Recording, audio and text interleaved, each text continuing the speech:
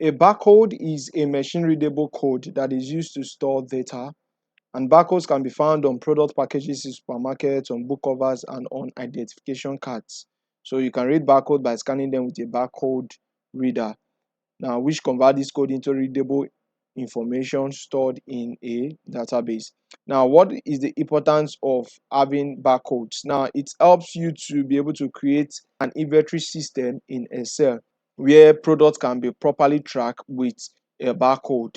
And barcodes are a convenient way to store your data, and they can be used for various purposes. All right. One of them is to track inventory, to speed up your transactions, or to simply store your data. So barcodes are very, very important. How do you get barcodes in Excel?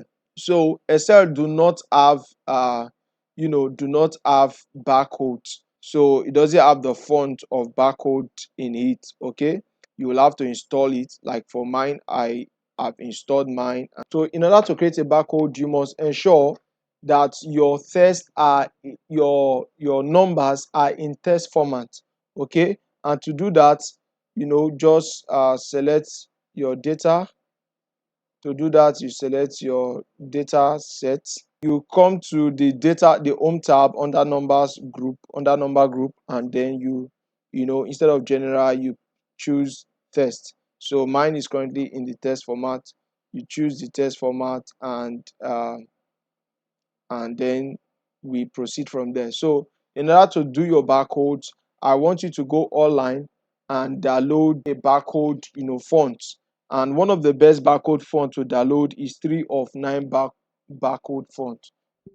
3 of 9 barcode fonts, and then you just search on Google. Select the first prompt there, as long as it is not an ad. All right, if it's an ad, you'll see sponsored on it. Okay, let that process.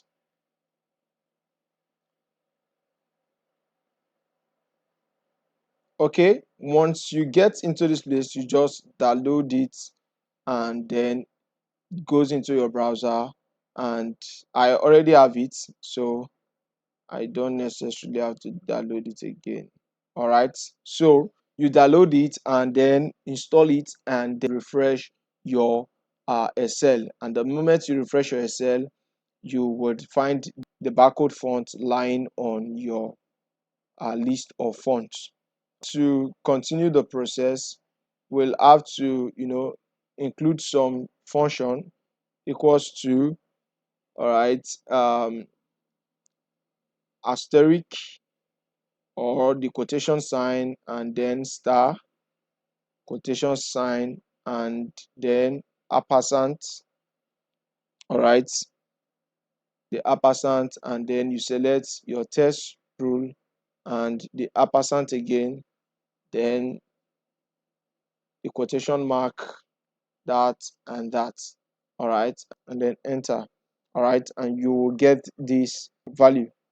Okay, you could also use, instead of the asterisk symbol, you could use the bracket symbol, and then you have this.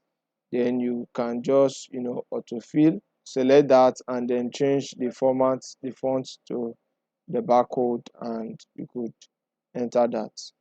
All right, so these are the barcodes of this test format. So this is how to create barcodes in Excel. If you have any question, do not forget to drop it in the support group or ask me individually. See you in the next lesson on Flash Field. Today we'll be converting rows to column. All right, so in order to convert rows to column, or what is the importance of converting rows to column? The importance is it makes your data easier for you to preview. For example, we could see this particular data, we could see the result here. It is easier to preview. To do that now, everything has been formatted. All you just have to do is select your data, set of data. After selecting your set of data, you want to use the paste special. All right, but to do that, we'll have to Control C. So you Control C, and then you choose a position where you want to leave your data, the transpose data. okay, and then you come to this paste. All right, Control V, but this is not the normal Control V. So paste, and then you come to paste special. All right, please endeavor paste special. Then you come to transpose. Click on transpose, and then you okay. All right, so you have your set of data like this. Now, if you look at this data set, you will see.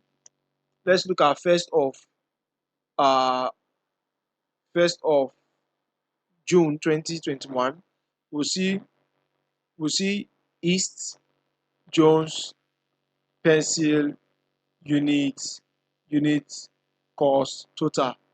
But when seeing this data, you will notice that in order for you to look the entire data about the order date of on the 1st of 6th of June 2021, you will observe that there must be a coordination of your eyes from the date to region to rep to item to unit before it gets to total. So your eyes is conditioned to move like that. Now imagine you are moving like that and moving your head up and down on every data. You will get tired. But with transpose, you will easily see the data. Now, looking at on the 1st of on the 6th, 2021, you could see East Jones pencil 95, 1.99, 189.05. Immediately, you've seen those information.